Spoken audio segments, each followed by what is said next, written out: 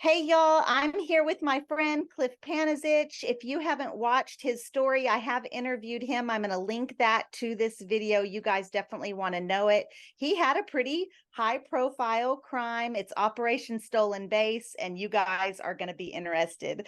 Cliff, thanks so much for joining me. Opportunity. I love coming on here with you. I appreciate it. Yes, sir. I called you because Texas prisons are overrun with K2. It is out of control, Cliff. And I saw some TikToks that you did. You did time in a men's prison where that was kind of prevalent. You're recently released and you have the inside scoop. So we need the information. Yeah, absolutely. So I got released July 4th of 2022. So I've been out about 14 months. I went in April 2017, and I would say 2017, 18, even part of 19, I wouldn't even have known what K2 was. It wasn't even a thing. And then kind of all of a sudden there was an influx of it, and it just gradually took over to where I would even say at the tail end that the prisons I were at, there was no violence because everybody was high on K2. And anybody that doesn't know what it is or understand what it is, they say it's like a synthetic marijuana, um, but the effect it has on people, I wouldn't say that at all. So people would have what they call our episodes, and basically they're just incapacitated. And my first instance with K2 was seeing a guy have an episode on the softball field, to which he basically lay down in the middle of the field and acted like he was swimming. He thought he was in a pool or an ocean, and he had to get dragged to segregation. Oh my gosh. I spoke to a substance abuse counselor or an expert. He's like 25 years in the field today, and he was telling me that K2 was initially developed for treatments of cancer. Like that was the initial, and that blew my mind. And then he went on to say that there are several different strands, so many that when you do a UA, they can't test for K2. No, actually, and so this would have been like 2019. One of the prisons I was at actually instituted a rule in Ohio. A Rule 39 would be a dirty urine. And they actually changed the statute within the prison to where you could get a dirty urine if you looked like you were high. Because they couldn't test for the K2, if they thought you were high, they would take you to medical, you'd be examined, and you could get a violation on your prison jacket for looking high. But more times than not, like they probably were. The Texas prisons have this statewide lockdown, and part of it is because of the influx of illegal substances like K2. And recently, actually yesterday, the Texas Department of Criminal Justice posted on their social media that they found 5 bottles. And Cliff, they were just like water bottles that had a liquid in them, and those liquids tested positive for K2. And I posted that picture, and people are confused, right? Because when we think of K2, like you said, synthetic marijuana, we're thinking of some kind of leafy substance. Do you know anything about that process, or is it liquid, or what's up? Yeah, absolutely. I know the whole process just because I was around it so much, and it was such a big hustle in prison that, obviously my time in prison I was surrounded and engulfed in the gambling realm of it. But being in that, I was surrounded by the guys that were hustling K2 and getting money doing that. So I never saw it coming to prison in the way that they found it, necessarily liquid in the bottles. But the process of it, I believe it comes in a powder form, actually. So on the street, somebody would buy it in a powder form. They would cut it with acetone to turn it into a liquid. And from there, it would get sprayed on the sheets of paper, dried. Typically, they'd print like legal mail on it, put their attorney's name on it, and send it in. And it would just be on sheets of paper, to which then they would smoke. So if it came into the Texas prisons in water bottles like that, my presumption is that then from there, whoever was getting it inside was putting it into some type of spray bottle, spraying sheets of paper, and still breaking it down in the same manner. But in Ohio, I never saw it actually come in the liquid form in water bottles. It just came in stacks and stacks and stacks of paper. It's my assumption, having never done time in a prison that had that, It's my assumption that if it came in as a liquid, it probably came in through staff.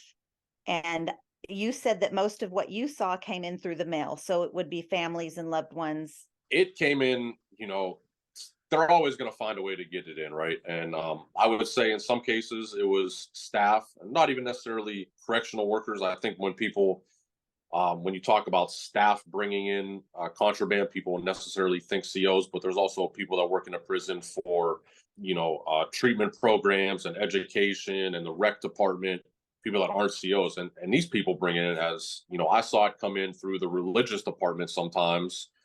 Someone giving, Muslim classes would walk in with this paperwork and they'd have a sheet of paper in it sprayed with K2. So it came in through staff, it came in through legal mail, it came in through regular mail.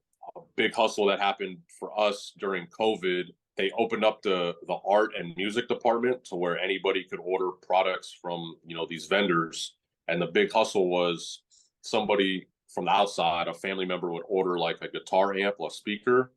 They'd have it sent to themselves, open up the speaker, stuff it full of contraband, whether it be K2, weed, tobacco, phones, seal it back up, send it back to the company, call them up and pretty much just be like, hey, I ordered this, but I put the wrong address. I was the billing address. Here's the shipping address. They turn around, send it to the prison. It'd never get checked. And then the whole prison would get flooded with, every piece of contraband you could imagine, whether it was drugs, K2, phones, anything. Did you see a lot of phones while you were in? It depended on what prison I was at. So I did time at 4 different prisons. 2 of the prisons, phones were prevalent and everywhere. 2 of the prisons, it was. I never saw one in 10 years. Wow. Yeah. Wow. So I mean, through my first prison, I would have said phones in prison aren't a thing. Then through my last 2 prisons, they were kind of everywhere. And again, that's the hustle of how they got in, and COVID being a big part of that, and how the prison was operating at that time. Can we talk about how much these sheets of paper sprayed with K2 are going for? So that's why it's a problem, right? And why it's going to be hard to stop. So the way it was broken down to me is the powder form on the street would cost roughly $100. From this $100, this powder you would buy on the street, it would turn into 3 or 4 full sheets of paper, 8x10 legal size paper. Wholesale, a sheet of paper is worth between $1,500 and $2,000. So $100 on the street, if it got into the prison, is worth upwards of $6,000. And that's just for whoever gets it in. It really breaks down to the way it was sold in prisons were by faces, which a face would be if you pulled out your state ID, your inmate ID, and the picture of your face on it, that square, that's how they would cut it up. I think there's roughly somewhere between 85 and 90 faces on a sheet of paper, and a face would sell for between $50 and $100. So broken down, a sheet of paper could be worth upwards of $4,500 to $9,000. It's big money. Huge money, huge money. And you also have to understand, while I was in during COVID, stimulus money hit as well for all the inmates. So the K2 was prevalent. Everybody had money on their books, and it was crazy.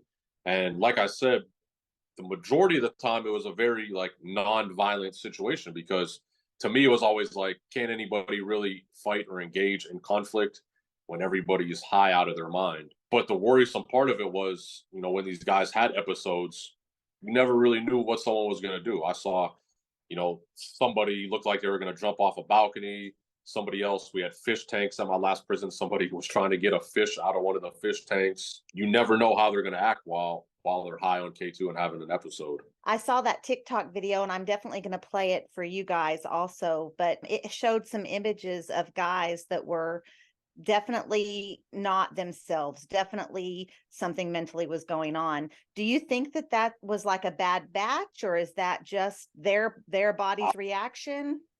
Yeah, I want to reiterate that the video I posted that she's going to play for you guys, the reaction of these guys and the episodes they had was common occurrence. That's the reaction that I saw multiple times over and over and over and over.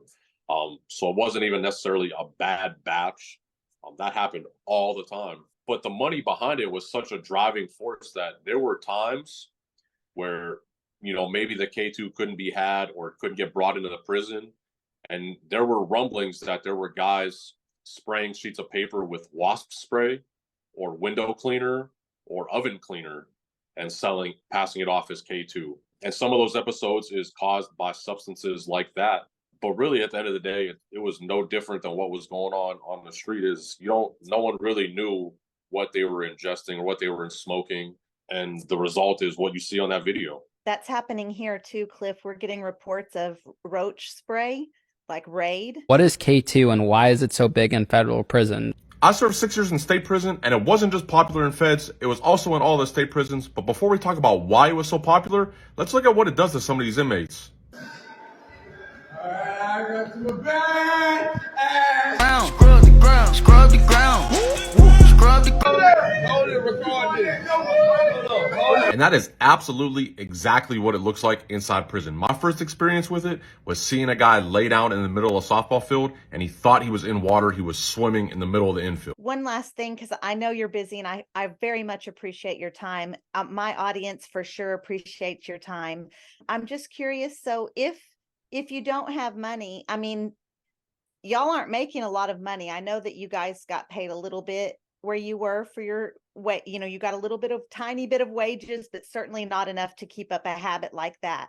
So can you talk just a little bit about how transactions work with families or money? How do they get their outside loved ones involved? Yeah, I mean, pretty much, the whole prison system, the economic system of it is, unfortunately, a lot of guys in prison hustling their loved ones on the outside, to where they're getting money on their books every week on their commissary, going to the store for the full amount and paying it all out to one of the dope boys.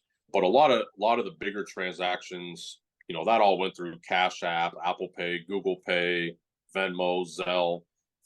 And I was tied in all that because I did a lot of the gambling stuff, and that was orchestrated the same way. But it was really a running joke when all the stimulus money hit that these dope boys in prison were going to get out driving a Ferrari.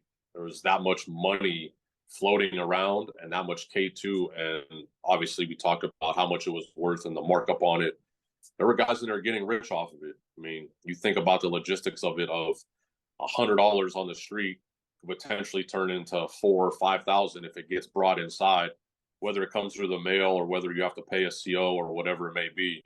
The profit on that is obviously the driving force behind all of it. It's all about money. It started and ends with money for sure. I always used to say this whenever I told any of my loved ones on the street some stuff that was happening inside, and they would say things like, I don't understand why they're doing this or that or the other. I always said that the rule number one is that the prison system is a business and it's going to operate the most efficiently as a business. And once you understand that, it all starts to make sense. And you just have to remember that it's not about justice or rehabilitation. It's about business. And you remember that, it all starts to make sense. Yes, sir. Thank you for that. Cliff, I appreciate your time so much. I definitely want to shout out the Iconic brand. You're wearing it today. Tell us, where can we get that shirt? So it's iconicbrandclothing.com. It's also linked onto my TikTok shop at Iconic Brand, which is my new account. I have a new account, so 2 new accounts at Iconic Brand and at Cliff Panezich if you follow me there. But the Iconic Brand can be found at iconicbrandclothing.com. And again, the slogan I use is turning cons into icons. It's all about just post-incarceration success and having big goals, dreams, and aspirations. Even though I carry this felon moniker on my name, it's not going to stop me from achieving my goals. Thank you for that. I'm going to make sure and put those in the description of this video. You guys make sure you're following Cliff on TikTok, following the Iconic brand. We like to support formerly incarcerated folks around here, and I appreciate you all so much for doing that. And the shirt comes in pink. I have one. It's really, really cute. And thank you, Cliff. Appreciate you. I appreciate you. I always love being on. I appreciate you.